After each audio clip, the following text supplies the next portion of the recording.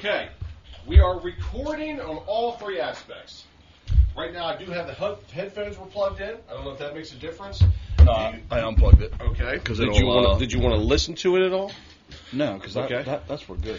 There's an SD card in there? Yes, there is. I did do that. Okay, there's an SD card in there. Okay. I haven't picked this up. God, I actually used to know some stuff. I don't remember anymore.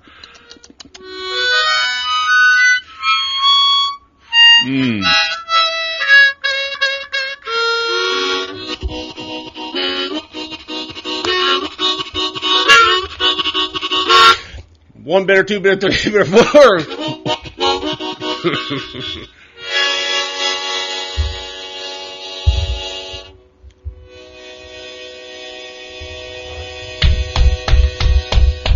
Well done.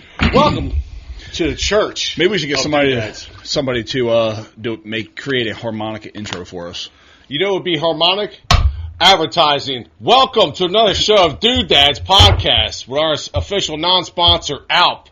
If you want to go rip some lips out of fish and horns off a antelope, this is your product. This is 6 milligrams. Get jacked out of your face. I'm not even there yet. I'm going to put 2 in. That's 12 milligrams. Do your math. Public school. Let's go. They sell some 9s. I want to get some of those. Some 9s. You're telling me? Because no one ever gets a 10.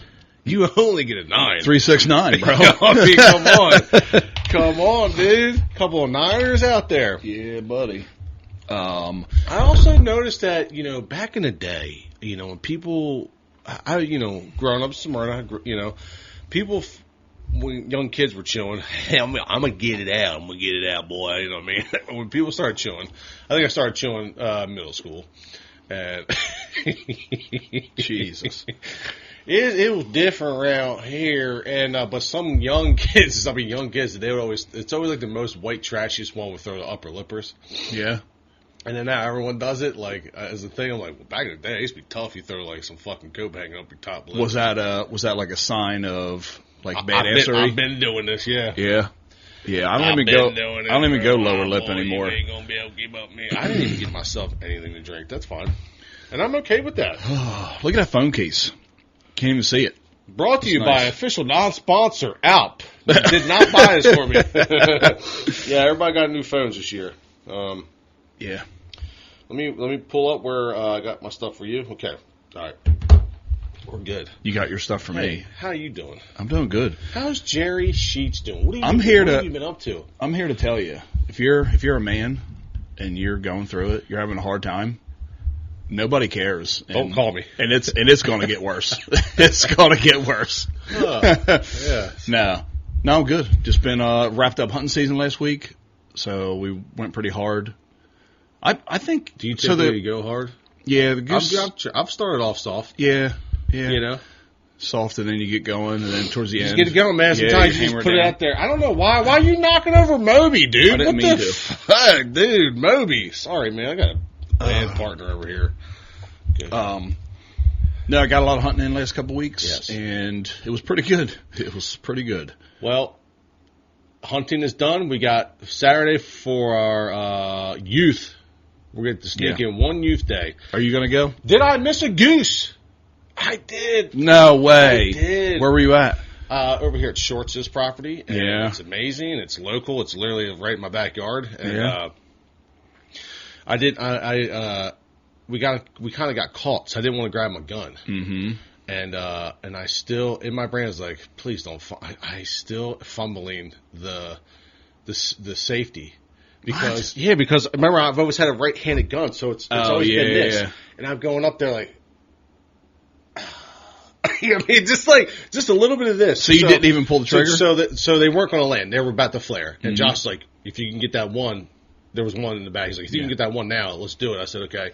And as I started to reach up for the shotgun, Winchester SX4, no big deal. Shout out, non-sponsor, Winchester. As soon as I went to go grab the shotgun, that bird actually fully committed. It was like, oh yeah, no, I'll go in. I was like, oh fuck, I should have waited like I thought I should. But Josh was thinking they're all going to flare, which was right. Yeah. And So I got caught in the middle. So as soon as he started seeing me reach for the gun, he's like, whoa. And so, like, I'm hitting the safety, dry fire, and I'm like, fuck, Tom! You know what I mean? Because I'm just not using, I guess. Right. What do you guys, It would be push. Yeah, So, push from your as a side. normal- So a left-handed shooter, you're still pushing. You've always been pushing with your trigger finger. Yeah. See, I have never been hit doing that. I actually used to reach around with my middle finger. Ooh. I'm a little dirtier with getting these sexual. I know. I'm like using a condom now. I've been raw dogging my shotguns for years like this. Oh, man. And now I go in, I'm like hitting it. I'm like, oh, fuck. So then he turns around. I knocked some feathers off it, but it just ate it. Damn, you had your chance, you blew it. I know. So, we killed 113. 113 in 30 days, yeah. Which I don't think's too I bad. heard, if any game wardens out there, I heard that was hitting one day. That was what? I heard you hit them all in one day, 130. Game wardens Definitely out there. not. I'm just saying, I heard it was in one day. Yeah, definitely not. I mean, it's not that difficult to get to when you're like usually hunting with 7 or 8 guys at a time, and all of us hunt almost all 30 days. There's not very many days out of the 30-day season that we don't hunt. Yeah. So, yeah, we have pretty good averages. Well, we're going back out Saturday for, we got to get making one, dude. Where are you going to go? Back to the same spot? Shorts, yeah. Where is this at? You tell me later. Right on Brentford. You tell me. It's his property. It's not actually, okay. like, it's not like All you're right. going to, like, sneak My on it. buddy hunts there, too. Well, it's as a crow flies, pretty close, probably a couple hundred yards from you, and they do really, really well. Yeah. Yeah. I'm telling you, right here in Smyrna, this is the flyway. Yeah. I mean, Yeah, it's definitely farther west than it used to be. yeah, it is. They go right over Brett's house. We actually want to start hunting right out of the back. I don't know if you know, but we actually shaved off some snow at Brett's, and they started landing in there. Yeah. They love the farmer here. Love him. They don't care if they're getting shot. They're the kind that, like, they're shooting one flock, the next flock is dumping in. They don't care. They want it. And like this time of year, so when we get big snow like this, we'll take a plow out in the field and dig up down to the grain, down to the dirt. Yeah. And dude, when they see that, they just suck right into it. They wanted to land in my backyard because I was riding the 4-wheeler and I was kicking up grass. And they wanted to land in my yard. But as I walked out, and they were all like, "Oh shit!" Yeah, I was like, the few birds that are still here, they're desperate for food for sure. Yeah. We shot into a flock Saturday, and the couple remaining ones turned around and they came back. Yeah. And we finished them off. Dude, sorry, Brett. I am going to rat you out. Brett wounded one, hit one, right? And Josh got to watch it from afar too. Watch the whole thing happen. Yeah. And because he was walking his way back to the blind, flock comes in. Brett shoots one, and it fucking, like you said, like it wanted in so bad, it circled around, bleeding. It left a blood trail. Yeah. And circled back in and fucking decoyed. Yeah. And then We had one last week that it was like 3 birds, and they came in. It was kind of one of those things where like, yeah, you guys go ahead and shoot. No, you shoot, whatever. And they landed, and somebody goes, that one out there is bleeding. Like someone else had shot it, and it you could see the blood from under the wing as it was coming in, landing, and it was sitting there. And like, yeah, that one out there is already bleeding. We ended up killing them all. But yeah, we had a really, really good season. It was fucking cold as shit. It was tough with all that snow, but it was a good time though, man. It's been a great year. I've been exhilarated by this whole season. This has been my real full season back. The hunting, waterfowl. It's been great. I didn't get a lot, but whatever. We had fun. Yeah. We got I'm back, baby. We have a couple more trips, pig hunting this week. Yeah. Leaving South Carolina. Sorry I couldn't go. I know you invited me and everything. I just, it was my schedule. And Jerry wants to go shoot some squirrels when we come back. 3 years of me saying that on this podcast. I'd like to go shoot a pig. You know what I mean? Maybe the 4th year. You know? Look, man, when somebody drops out, nobody wants to miss the trip. You're saying, this is the trip with you, Mark, and Matt. Okay, and that's right. Jimmy, You said someone has to drop out, and then I get to get in. Yeah. Okay. Yeah. That's you're gonna have, you and Alan Thompson are going to have to fight over it because he's been asking me for a long time, He can't even shoot. Alan, you know it's true. I'll fucking in. Okay? He did miss a deer at like 20 yards this year. I know, he told us that story. Oh, God almighty. I can't talk shit. I fucking missed that easy-ass goose. I'm fumbling. The guy's like, what are you doing? I'm like, I'm fumbling with this fucking safety. I went out with Keith. Keith listens to the podcast. Keith McGowan. Shout out to Keith. 3-time world goose calling champion. No big deal. A hell of a storyteller. Oh, that dude can tell some stories. Yeah. Yeah. So, me, him, and his son went out last Thursday, and so just 3 of us. Just needed to shoot 3 birds, and had a nice group come in, just as pretty as could be. we all shoot. I got one shot off, and my gun was frozen, and it wouldn't Really? it wouldn't fully eject the shell. Like, the action was so tight. Wow. They're both shooting pump shotguns. Of course, they give me shit because, I'm shooting automatic, and pump guns just don't fail. So they shot their birds. I didn't shoot mine. So I'd like to use the excuse I wanted it to last longer because we were only in the blind for like 10 minutes. Shout out to birds Pam, keeping it tight and Yeah. lasting longer. That's a inappropriate joke. We did have another group come in about an hour later, and I shot my Speaking bird. of pump guns, there was an 870 pump in our blind.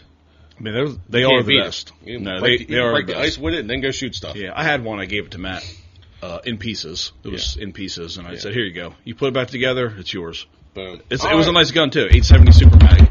Let's get to the topics today. All right. Top hits. Where am I at? How am I doing, Jerry? Thanks for asking. I'm fine. I'm pretty bored, honestly. Yeah. I caught up on all my work. I can't start any decks. I got a job that the boys went to today, and apparently there's not enough solar power, so we can't even use tools there. Are you excited about this little break? I need this break. I need office time. I need to organize. Yeah. I got a lot of stuff going on, new stuff for the new year. Trying to pump. You know what I mean? Like this. Yeah. We're trying to find properties since, I don't know, family, whatever. So tomorrow I go look at another property. Out of my hands. Out of his hands. You know what I mean? Yeah. Out of my hands. It's fine. Yeah. It's fine. No It's big fine. deal. You know what I mean? No big deal. That's fine. And then hopefully soon, so then I got a big basement. Let me tell you what, I've been stepping up now. I've always been custom in my basements, but like this next one, Yeah. people, I got some good videos. It's gonna be the one? This is going to be, I got one of a gym that's going to be a glass wall. Ooh. Yeah.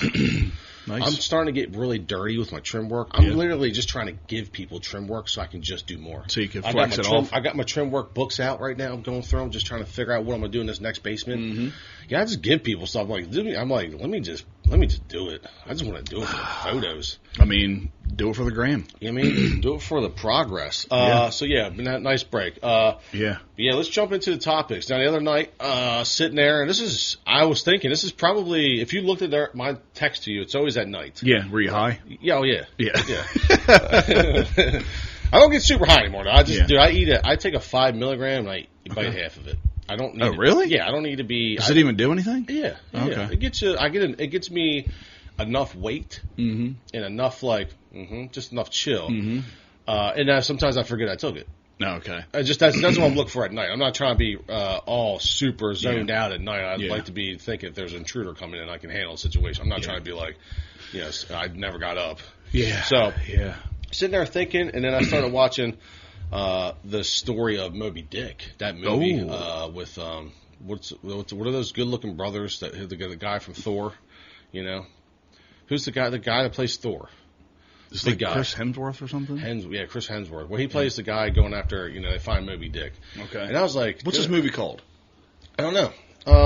I could look it up real quick. No, you don't have to. Who gives a fuck? You guys figure it out. You're adults. I was getting to think. I was like, what kind of person does a sailor, like, what makes a sailor? Yeah. Well, back then. Let's go. That's where I started. I said, oh God, I don't even should. Yeah, the other one's kind of goofy too. Yeah. No. What makes a sailor, especially the early ones? That's what I'm saying. Yeah. So Before there was no satellites or GPSs. Stars. Let's go with we're the Polynesians. I think these are the people, Hawaiians, all these South That's where Pacific you Asians. These are the early travelers of the waters, finding islands. Okay. You Now, sure it was them? Yeah. Okay. Who else was it? I don't know. I'm asking you. Well, you saying it rhetorically you spoke with confidence. That's what I do. Hey, fake it till you make it, baby. So we're going to put a bamboo and some type of tree boat together. Yeah. We ain't building big ones yet. Yeah. And we're just going to go out in the water because now where we're at has no more food and we're going to go out in the waters. Yeah. Like, how many people first, like, let's say this.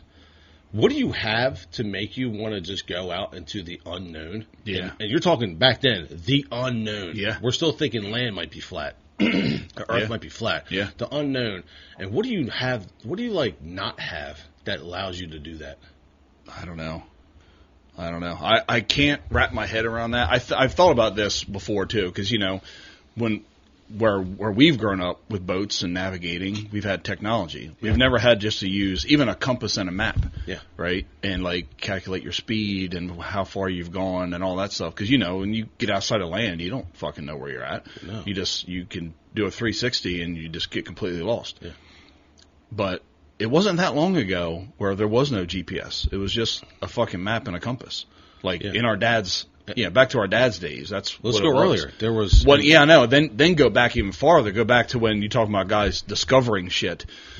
How much is it just straight up by accident? So where do you think they started? Someone goes, okay, I've noticed the stars are the same, or did somebody start pattern stars first? And the stars move. The stars do move. Yeah, well, we're moving. Obviously, we're moving. So somebody start recording the stars, and they go, okay. Was star recording first before a boat? Or do you think they started boating before stars? No, for sure. No, stars, the astrology is everything. It's everything. Yeah, it's everything as long But before astrology, they were still on boats, going places. No. Yes. No, not at all. Yeah. No. Yeah. No, cavemen didn't have fucking boats. It's not that far after, though. It's not that far after. It's pretty far after. You know what I mean? Pretty far. You're talking about, we have... thousands of years. Thousands. Yeah, so what would be the first one? We got the land. What's the big freeze? Where was the Pacific? Where was what was that called? The land bridge, North Atlantic. I know. Everybody was able to travel. We're sounding really dumb right now. Oh no, we're stupid. It's fine.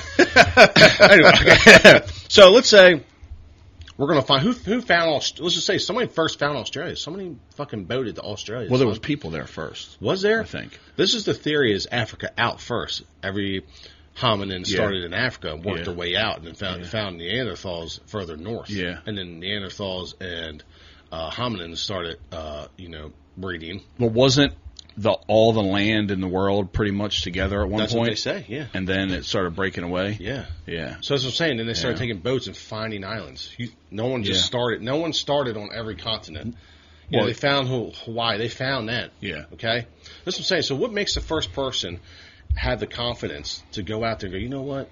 Is it so bad here? Just fuck it, we're going. We have nothing else left. Did they reach a point of, you know what, we have to go? It's something we can't fathom because there's no explorers anymore because everything's been found. Like how many people went out before and just slowly pushed the limits? Yeah. Is that did they slowly just work their way further? And then several people died. Several people died. They just didn't come back. Don't do that. Yeah. Okay, we got to do better. Hey, first challenge. How do you make it past the break? Yeah. You got to have a boat that can make it past the break to get out. Yeah, and then get back. Yeah. And they're rowing. They're rowing. In wind.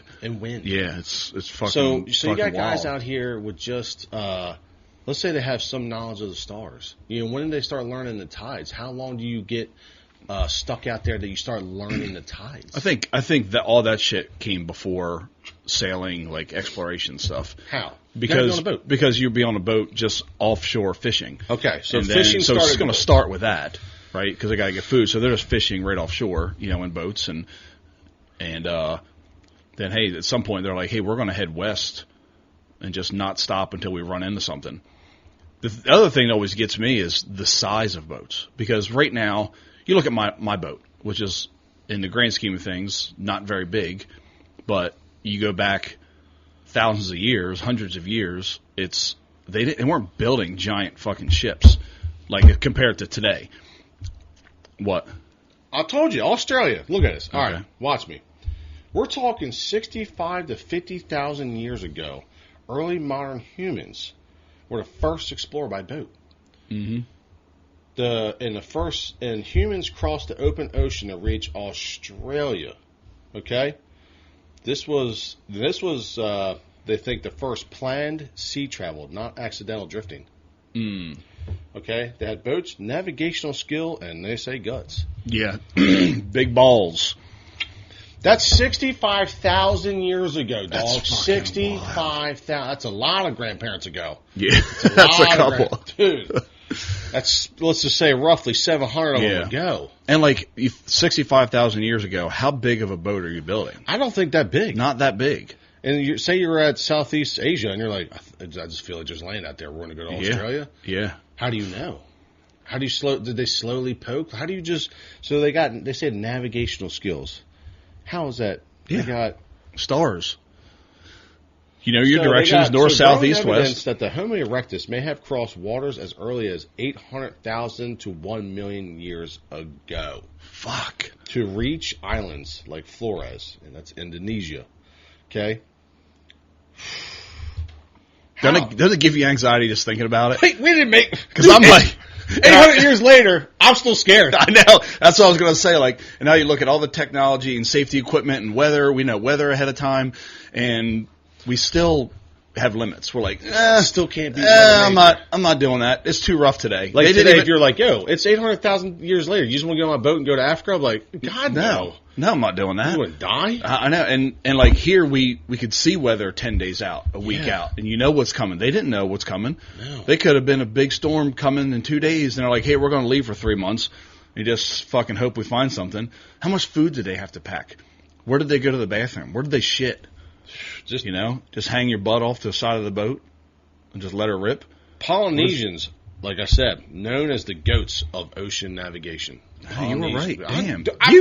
You did some Come shit. on, you dude. cheated. I've seen enough movies.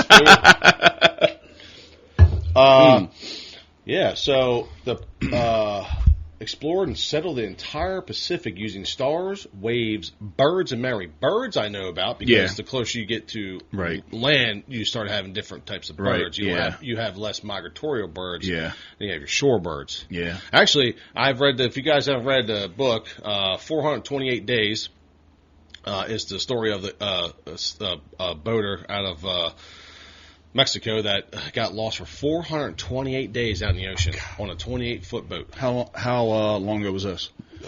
This is only probably 10 years ago. Fuck. And, God 428 days. And he was talking about he was at one point, so many migratory birds that he would stand still and just let them land on his head and just catch and just grab their feet and hurry up and just fucking beat eat them them. up. No, well, yeah, he ate a lot of birds. They said when he found his boat, it was a graveyard of just fish bones and birds. Jesus Christ! And he would just dry out the meat on the boat. Yeah, to eat baked jerky. He would find turtles would swim slow to him. He would find the turtles, and he would drink their blood. He would drink the turtle blood. Yeah, drink the turtle blood and then eat the entire turtle. Is this into a movie yet? I don't know if they made it into a movie, but this is real. I can't be reading books. It's got to be in a movie. It's an easy read. Is it? Yeah. Okay. He was saying that the boat started to grow so much growth on it. Mm-hmm.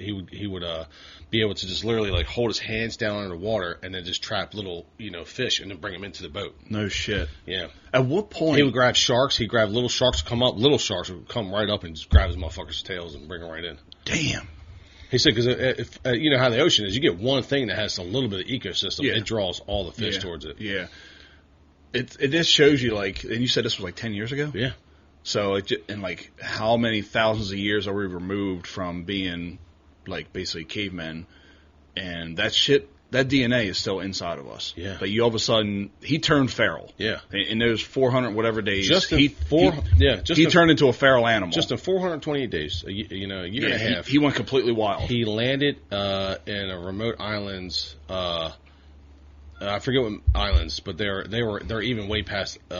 He went way past. He almost made it to the other continent. He almost made it to like. Where's he from? Asia. He almost made it like. He's from Mexico.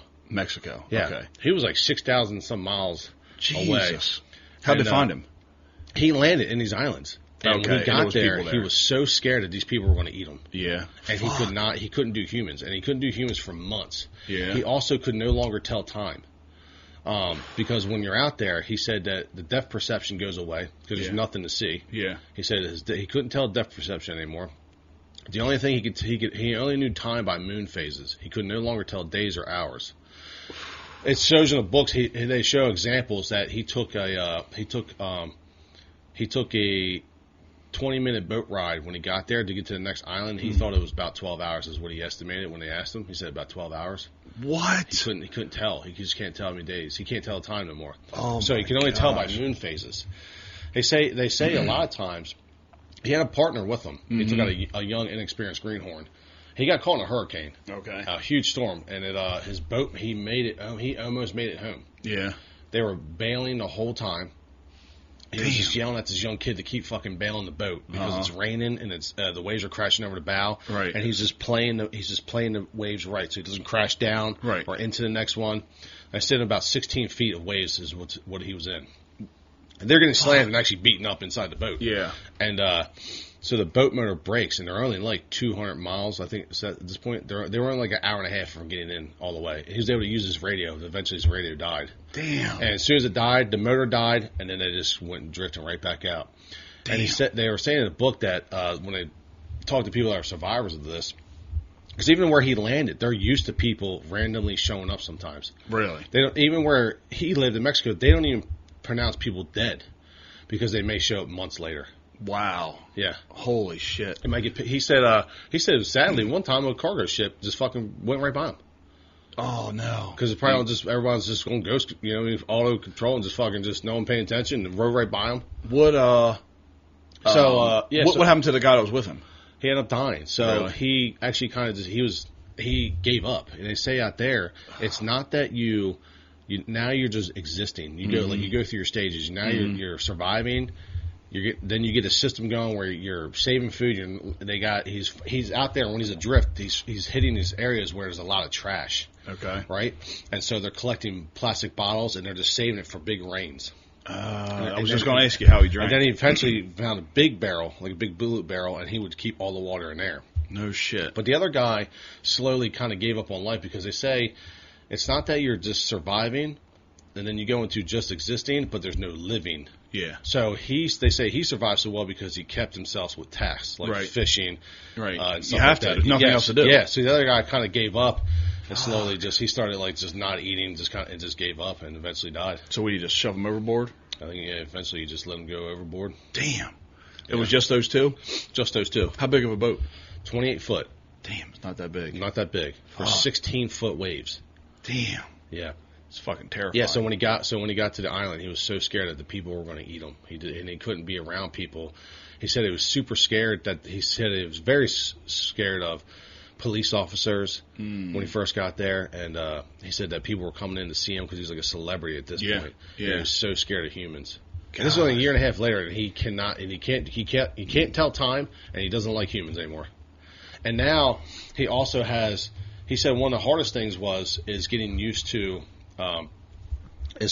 rules because out in the ocean. Oh yeah, there's nobody controlling them. Just do whatever you need to do. Do whatever you need to do to survive. And he's already a person that already liked to be on his own out there. All right, he's already like some legendary sailor when he got left. You know what I mean? And so he was just saying like going back and having rules and all this stuff was so weird, having these constraints on his life when he just spent a year and a half doing whatever he wanted. He was the ultimate free. You know what I mean? Like how? At what point even you talk about the growth on the boat? Does it ever get to the point where it gets so much it'll sink the boat? I guess not. I think luckily that boat's 28. It's not small, but he was just saying they were talking about the places he went through. Some places are known to have no drift.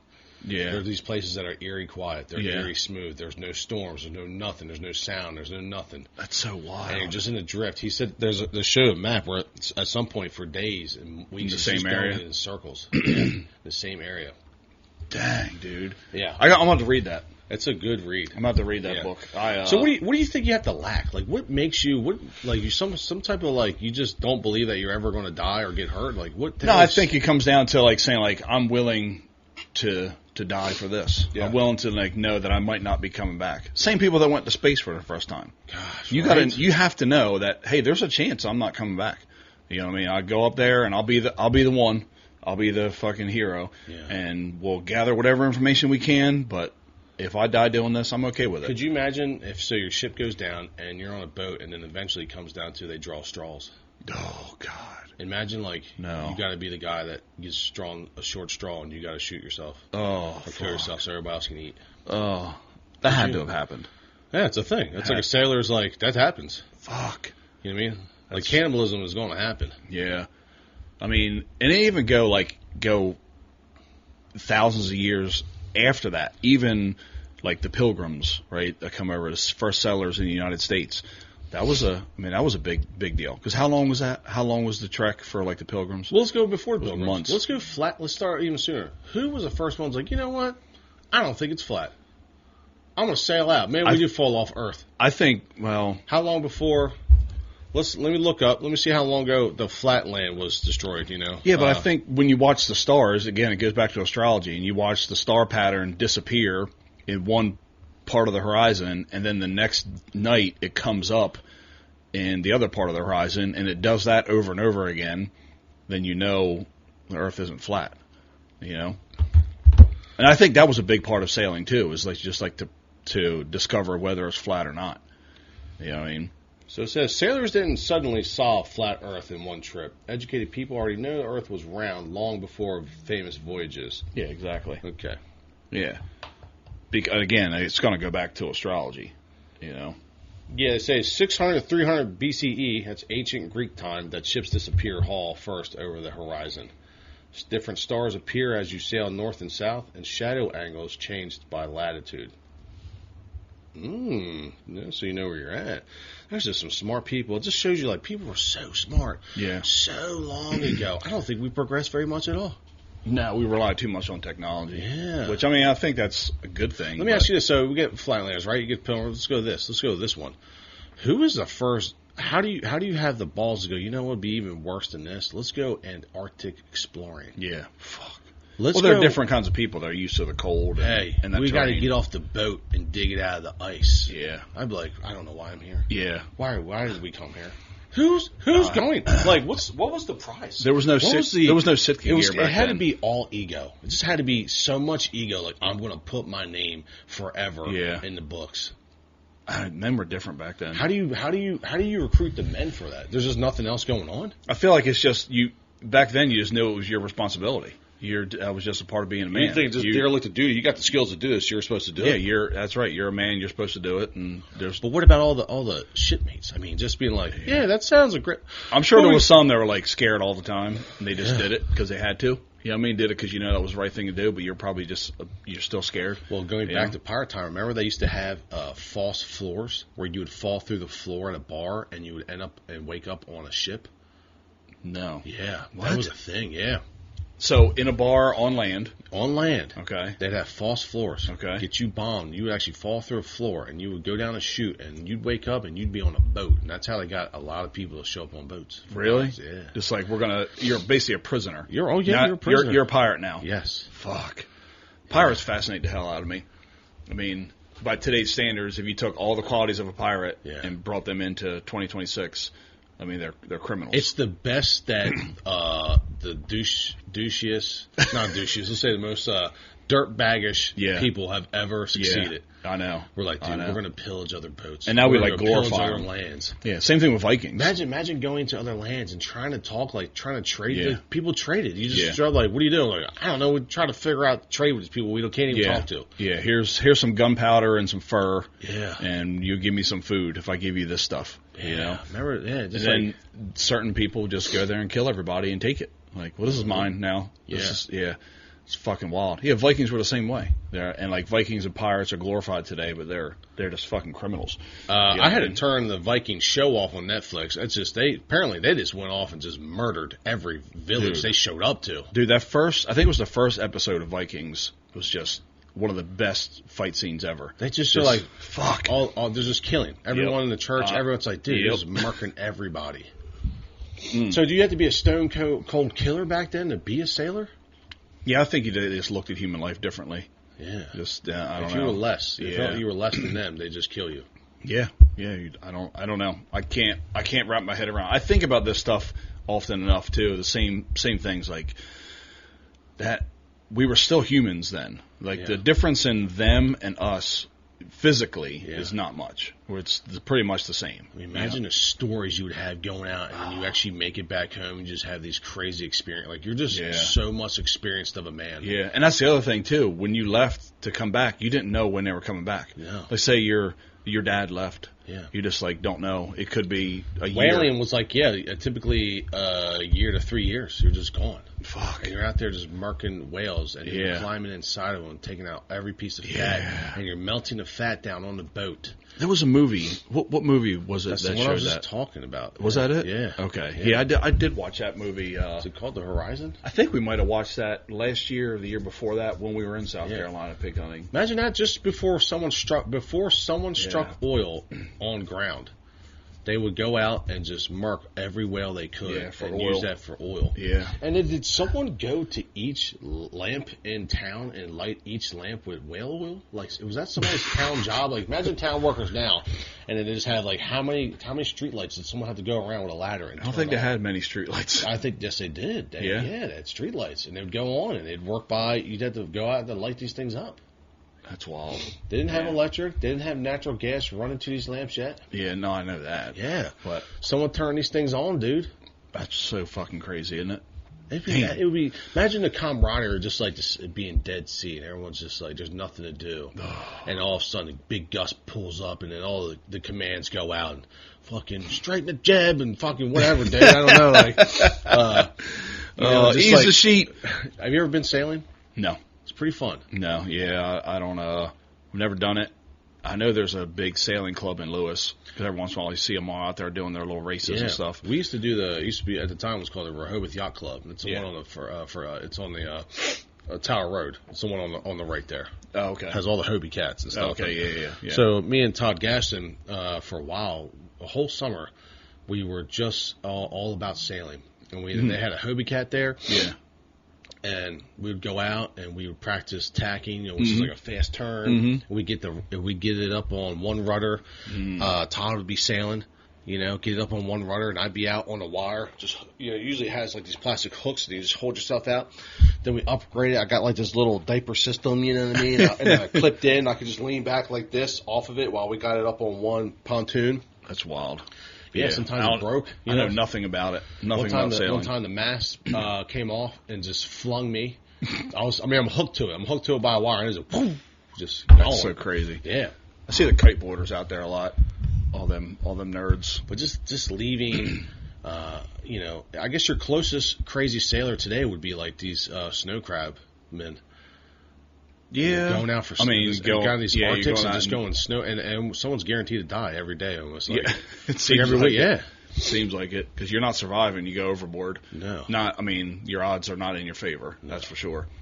Yeah, that's fucking terrifying. Or just getting slammed with a huge crab basket. Yeah, well, everything. Yeah, it's fucking. You ever see these cargo ships that are just stuck out there in these big storms, just showing, just breaking over the bow? You're like, oh my god. Yeah, and at some point, those ships break. If something's too big, even though they seem indestructible, but they just break in half and fucking sink. Yeah, that's fucking. I'll tell you what. A fear of mine is, and actually, I didn't even think of it. Someone else put it in my head. Was when you're like headed east in the dark, like going offshore, so you're going 30 to 60 miles, is like running into a container that fell off a container ship somewhere, because that happens. And there's just a half-submerged shipping container in the water that maybe your radar doesn't pick up because it's so low to the water. Really? And then running into that bitch, even you're cruising at 20 knots. Let's just go to that. So I know a lot of guys roll out. They'll roll out, like 3:30, 4 in the morning? Yeah. Or earlier, sometimes midnight. Yeah, and you're just blasting. Some of them, it looks like blasting, 40 knots through the water. I don't think anybody's smart will go that fast. Okay, how fast do you typically go out? Fast enough that if you hit something, it's breaking something. It's breaking something. But you gotta be smart. If you don't have radar, it's not smart to do that. Yeah. But radar, autopilot now, and we're going to this canyon.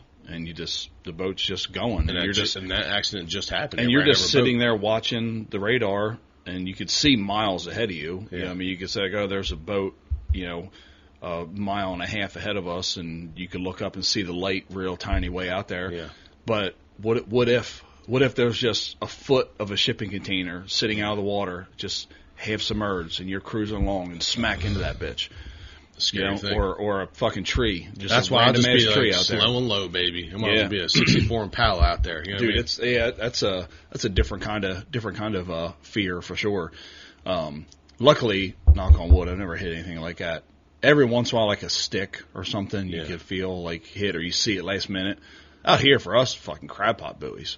Crab pot buoys, yeah. I'm not going out into Delaware River, Delaware Bay, when it's dark out in the summertime. Ain't no fucking way, because they're everywhere. So Lou has those really fast boats every year, and his last boat could do 160. I've seen plenty of I never got a chance to get on his, but I always see the snapshots all the time. It shows the speed on the back of the seats. And he would definitely cruise at 130. Fuck. That's I'm terrifying. I'm like, what do you do? Because 130 on a boat is feels like 300 on land. Yeah. I mean, it's... First off, you got to know how to ride the boat, because it Yeah. says you lit off the throttle full blast, then you'll just airlift. You'll just fucking, you want to do a backflip real quick? Jesus So when you're going that Christ. fast, you can't just stop and slow down real fast. You got to know how to drive those boats so they don't airplane. God. And then he has lost a few lower units. I'm like, what happens if he's like, dude? He's like, I'm pretty good. I can dodge a lot. You're really looking out there, but sometimes the shit you can't at 130 miles an hour, sometimes you might hit, like you said, like a log just floating by, and then boom, there goes a lower unit. That's a wrap. Oh, I know. I've gotten tunnel vision on a motorcycle at around 130. Yeah. Like the first couple. After that, you kind of get used to it. But I remember the first time, it was right around 130 where you can't fucking see nothing. Yeah. It's just whatever's right in front of your eyeballs. There's no peripheral. It's just blurry. Yep. And it's got to be the same thing on a boat. I've been 177 on a street bike. Fuck. About 8 beers deep. We're on Brentford Road, and I'll tell you what, terrifying. I learned first off, you can no longer lean the bike. It's not steering. It's like you're in so much wind. My dumb ass lifts my head up, dude. I almost flew off that street bike. It almost tore my ass right off the back of it. Yeah, no, thank you. Like an idiot. Yeah, I used to get bombed, and then I'd be like, let me get on your street bike, and I'd take down the road and just bang, gang, gang, gang. It's fucking gone.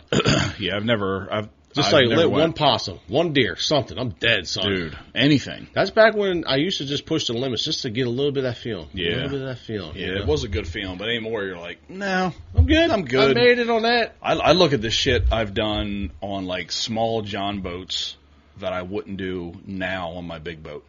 And I'm like, what was I fucking thinking? This is crazy, man. Yeah. And now I'm like, I guess I know too much. Now I'm smart enough, to not do shit. But that little 16-foot tiller steering John boat I had, dude, we would fucking push it. Imagine say I get on my pontoon boat and I feel cool because I don't use any navigation, no depth finder, no nothing. That's my little exploring, right? And I go to Paradise Grill, I make it there. But imagine you're a pirate and I say, hey, you want to do a real happy hour? How about we go out in 3 months? I'm going to take you to an island. We're going to drink some rum, and, on this remote ass place. That had to be, somebody had to have that conversation. Yeah. I'm going to take you somewhere. We're going to fucking go. We're going to find treasure. What's the significance of rum to pirates? Why do we tie that together? Probably because of the air. I'm going to imagine sugar cane. Yeah. Type of probably. But what do they drink rum for? Did they need that little fuck it buzz? I think number one is because it was clean. Just like beer used to get served, it was you wouldn't get sick drinking it. Okay. Number one. Okay. The buzz had to help. The buzz, being I'm drunk, sure. And you have that fuck it in you. You're like, who cares? Who cares? Fuck it in you. Yeah. So I'd imagine that probably inadvertently helped the exploration because if they were sober, maybe they wouldn't have done the things they did. Yeah. So because they were drunk on rum, then that made them push the envelope. The early stages of PTSD, a bunch of soldiers were just able to go do their own small wars and not deal with anything, and they're like, well, I need to drink alcohol too. Yeah. To just numb everything I've ever done and I'm going to do. And I guess that probably holds true because you hear about Nazi Germany in the war, they were all on meth. All methed out. You know what I mean? So it gave them that, fuck it. Could you imagine pulling up and you're a boat and you're a warship and you got all the cannons and you're getting ready to attack and you just pull up next to another boat, let's go, and you guys are just literally shooting cannons at each other. Juiced up on rum. Dude, what kind of adrenaline rush? And then what if you lost? Yeah. And you're like, that's a wrap. We're dying here. Yeah, we're done. Yeah, boat sinking. Nobody's coming to save. No mercy. See ya. Fuck. That is wild. Or even go way farther ahead, the old Civil War, Revolutionary War style of fighting. You just line up and say all right, we're going to start shooting now. That's fucking crazy. And that wasn't that long ago. Brett and I were just talking about that because we were driving through all North Carolina and Virginia. I'm like, dude, all them battlefields, yeah. Who was like, he was just telling me that, it was normal for families to go out and watch the battles. Oh, really? He is good. It's like, oh, cool, they're here. Let's go see what happens. Yeah, he just said that it'd be normal for families to go and watch literally watch a battle in a field.